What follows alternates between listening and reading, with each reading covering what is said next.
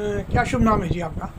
मेरा नाम फिरजो मैट है जी, उर्फ फिरजला होता है। तो क्या मामला है आपका, थोड़ा विस्तृत जानकारी दीजिए इसके बारे में। हाँ जी, सबसे पहले तो मैं आपका मीडिया साथियों का स्वागत करता हूँ, अभिनंदन करता हूँ। मेरा जो मैटर है वो एक मैट मजदूरी का मैटर है और शुरू में क्या हुआ कैसे हुआ वो शॉर्टकट में मैं आपको बता रहा हूँ कि 18 जुलाई 2025 को मेरे पास कार्यक्रम अधिकारी गए और उन्होंने मेरे से 2-4 काम के बाबत बातें पूछी और जो हाजिरी का सिस्टम था वो बिल्कुल 100% सही था और काम के बारे में उन्होंने बोला कि भी आपने काम कम करवाया है, क्यों करवाया है, तासा कम होगी, ऐसे होगी। तो इन बातों को लेकर के मजदूर भी सहमत हो गए भी कम मजदूरी आएगी तो कोई दिक्कत नहीं और जितनी कम मजदूरी हो तो दे देना, कोई दिक्कत नहीं, पीछे भी कम आएगी। तो मजदूर भी सहमत थे। इन बातों को लेकर के कार्यक्रम अधिकारी जो गए थे उन्होंने मेरे से मशरूर लेकर के छीन करके वो आ गए। उसके बाद में 22 तारीख को वीडियो साहब के पेश वीडियो साहब को, सीओ साहब को, कलेक्टर साहब को जयपुर एप्लीकेशन दी गई और बार बार गुहार लगाई। तो इस मामले में सरकार ने उन कार्यक्रम अधिकारियों ने कोई ध्यान नहीं दिया, तो अभी तक मुझे बहाल नहीं किया गया है।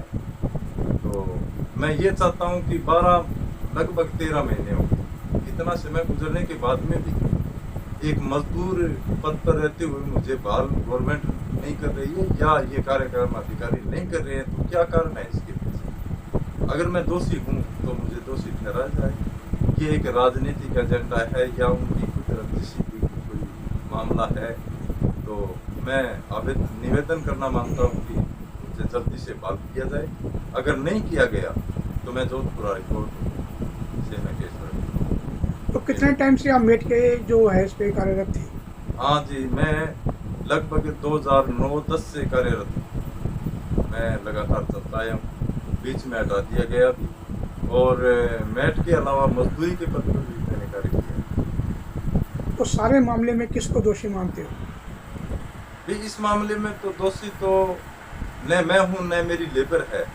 उस वक्त मैं तो दोषी उन्हीं को मानूंगा जिसने मेरे से ये मतलब व्यवहार किया, मुझे ब्लैक लिस्ट किया गया। इसमें कोई राजनीतिक प्रेशर था या कार्यक्रम अधिकारी जो थे उनका कोई मतलब था, तो इसके बारे में तो मैं क्या कह सकता हूँ। लेकिन मैंने कोई गलत काम नहीं किया। तो क्या मांग करते हो? मेरी मांग सिर्फ यही है कि ये आज इस वक्त में मेरे ग्राम पंचायत में वो मनरेगा काम के नाम पर दूसरा नाम वीपी जी राम जी नाम से जो गवर्नमेंट चला रही है, तो वो काम अभी भी चल रहा है। तो ये मेरे लिए एक खेद का विषय है कि लोग लगे हुए हैं, मेरे पार्टनर लगे हुए हैं, मुझे भी मजदूरी मिले, मैं ये मांग करता हूँ। तो यही है मेरी दुआ कि मुझे बहाल किया जाए और नहीं करेंगे तो बस मेरा तो फिर आखिरी रास्ता पूरी होगा। तो जोया साहब, इन्होंने तो मेट साहब ने फिलहाल जी अपनी बात रख दी है, तो इसके बारे में आप क्या कहना चाहते? ये मिर्जा जी मेट जो है मेरे से मिले और मैंने उनका जो कार्यकाल है मेट के रूप में उसके बारे में जानकारी ली और इन्होंने मुझे बताया कि मुझे जो है नोटिस तक नहीं दिया गया। हालांकि कोई भी प्रशासनिक अधिकारी हो, कर्मचारी हो, उसको जब हटाया जाता है किसी पद से तो उसको सबसे पहले शो काज नोटिस दिया जाता है कि आपको इस पद पे रहने, आपको इस पद से हटाया जाता है, आप कारण दें। तो कोई भी नोटिस इनको नहीं दिया गया और सबसे बड़ी बात यह है एक इलीगल कदम जो है, जो प्रशासनिक अधिकारी थे जो पंचायत के, उन्होंने ये इलीगल कदम उठाया भी। जो मस्ट रोल रजिस्टर होता है जो मेट के पोजेशन में होता है वो इनसे छीन लिया। हालांकि ऐसा कोई भी आदेश उनके पास कहाँ से आया, किसके इशारों पे ये जो है ना मस्ट रोल रजिस्टर इनका छीना गया। जब मस्ट रोल रजिस्टर जो है छीन लिया तो छीनने के बाद जो है कोई इनको दोषी ठहराता कोई जो एविडेंस है इनके खिलाफ कोई इसे संबंधित उच्च अधिकारियों के समक्ष पेश किया जाता, इनको गिल्टी ठहराया जाता और गिल्टी ठहरा के इनके खिलाफ जो है कोई क्रिमिनल चार्जशीट जो है ना वो पेश होती। तो ऐसा कुछ नहीं किया गया और इसको एक राजनीतिक रूप से मैं इस मुद्दे को प्रेरित मानूंगा कि राजनीतिक रूप से प्रेरित होकर के इनके जो मुद्दे को है, इनकी जो गुहार है न्याय के लिए, उसको सदा के लिए दबा दिया गया। हालांकि जनता की अदालत में इनकी जो ईमानदारी है विरजा जी मेट की, वो सारी की सारी सिद्ध हो रही है भी ये ईमानदार थे। ये हो सकता है कि जो उस टाइम जब इनको हटाया गया और इनकी फाइल को दबा दी गई, ये हो सकता है कि इनकी ईमानदारी उन प्रशासनिक अधिकारियों, वरिष्ठ अधिकारियों को रास नहीं आई, क्योंकि ये तो ईमानदार थे, जो मजदूरी का पैसा आता था वो मजदूरों को बांट दिया करते थे। अब उन्होंने बहाना सीधा का सीधा लगाया ऑनलाइन सिस्टम का।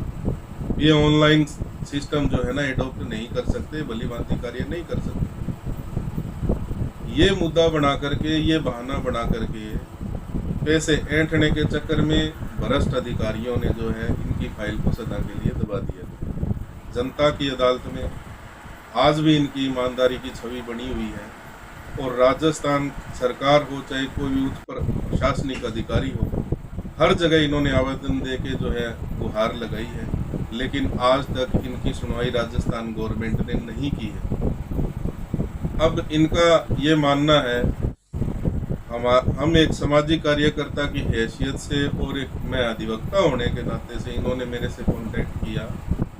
इन्होंने न्यायिक लड़ाई के लिए हमारे समक्ष गुहार लगाई है। इन्होंने पड़ोसी स्टेट का होने के नाते इन्होंने ये गुहार लगाई है कि आप मेरी न्यायिक लड़ाई आगे लड़िए।